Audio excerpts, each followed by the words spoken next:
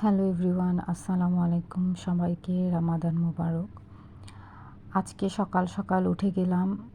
আজকে সকাল থেকেই আমার কাজ স্টার্ট। সো আজকে কোনো রেস্ট নাই। তো আজকে আমি চিন্তা করলাম কিছু ইফতার দারোয়ানকে দিব, আরও অন্যান্য প্রতিবেশীদেরকে দিব, একটু মসজিদে পাঠাবো। তো এই কারণে আমি রান্না করার জন্য চলে আসছি। আজকে আমার কোনো রেস্ট নাই। সো সব কিছু রাতে যে খাওয়া দাওয়া হলো ওগুলো সব কিছু ক্লিন করে নিচ্ছি আমি। তো কাজ শুরু করার আগে আমি চেষ্টা করি সবসময় রান্নাঘরটা ক্লিন রাখার জন্য, তাহলে খুব পরিপাটিভাবে কাজ কিন্তু সম্পন্ন করা যায়।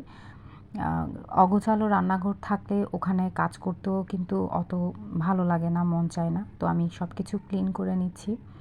আজকে আমার কোনো রেস্ট নাই। সো আমি তাড়াতাড়ি কাজগুলো শেষ করে আমি এখন আমার মূল রান্নাতে চলে যাব।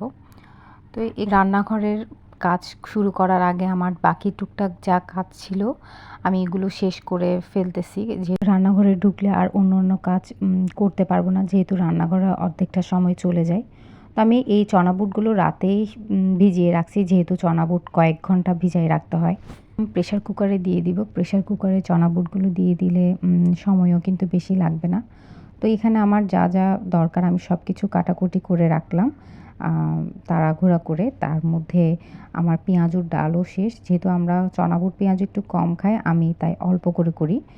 এখানে আমি চনা বুট পেঁয়াজুর জন্য ডালগুলো একটু ব্লেন্ড করে নিব, তারপরে পেঁয়াজুটা রেডি করে ফেলবো সাথে সাথে। আর আমি ডিম সিদ্ধ করে রাখছি, এগুলো দিয়ে আমি একটু ডিম চপ বানাবো। যতটুকু সাধ্য ততটুকু করার চেষ্টা করতেছি।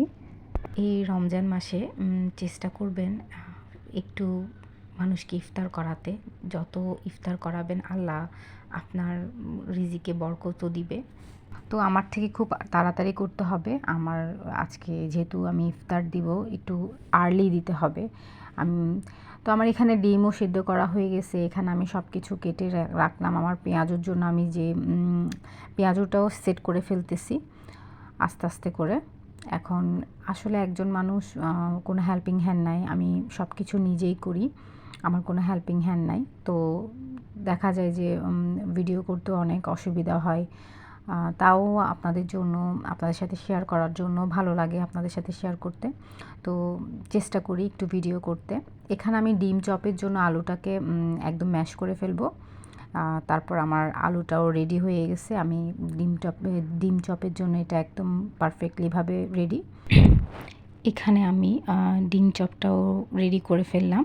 আমি ছোট ছোট ক্লিপ নিলাম তো আপনাদের সাথে শেয়ার করার জন্য। আর এখানে আমি সেট করে ফেললাম ডিম চপটা। এখন আমি এটাকে একটু ফ্রিজে সেট হতে দিব। ফ্রিজে রাখলে হয় কি, এটা একটু সেট হয়, শক্ত হয়। এখন আমি আরেকটা রান্নাতে চলে গেছি। এখানে আমি পাটিসাপটার জন্য ভিতরের পুরটা রেডি করে সাথে সাথে পাটিসাপটাও রেডি করে ফেললাম। আমি ছোট ছোট ক্লিপ নিলাম আপনাদের জন্য একটু শেয়ার করার জন্য। আবার এখানে সমোসাও রেডি করে ফেললাম। সব কিছু কিন্তু আমার হোমমেড, আমি বাসায় নিজেই রেডি করলাম। আমি বাইরে থেকে কিছু আনলাম না। আমি চেষ্টা করলাম নিজে থেকে কোনো কিছু বানিয়ে খাওয়ায়। আমার খুব ভালো লাগে মানুষকে যখন আমি নিজে থেকে আমি কিছু নিজে রেডি করে খাওয়াতে, আমার খুবই ভালো লাগে। এখানে আমি একটু পোলাও করে রাখলাম, চিড়ার পোলাও এটাকে বলে। এখন সব শেষে আমি চনা বুটটা রেডি করে ফেলবো। চনা বুটের মধ্যে আমার টমেটো বেশি করে দিলে আমার খুব ভালো লাগে। আপনাদের কার কার ভালো লাগে একটু কমেন্ট করে জানাবেন আমাকে। আর সবাইকে একটাই কথা বলবো, আমার ভিডিওগুলো যদি ভালো লাগে প্লিজ সবাই লাইক করবেন, কমেন্ট করবেন। কিছু আমার অলমোস্ট সব কিছু শেষের পথে, সময়ও কিন্তু বেশি নাই। তো আমি এখানে সব কিছু রেডি করে টেবিলে গুছায় রাখলাম। এখানে একটু দারোয়ানের জন্য বিরিয়ানি করে রাখলাম। তো এগুলো করার পরে আমি রান্নাঘরটা একটু ভালো করে পরিষ্কার করে এখন আমি যাব তেলের মধ্যে সব কিছু ভাজা, যেগুলো ভাজার জন্য আছে ওগুলো ভাজতে।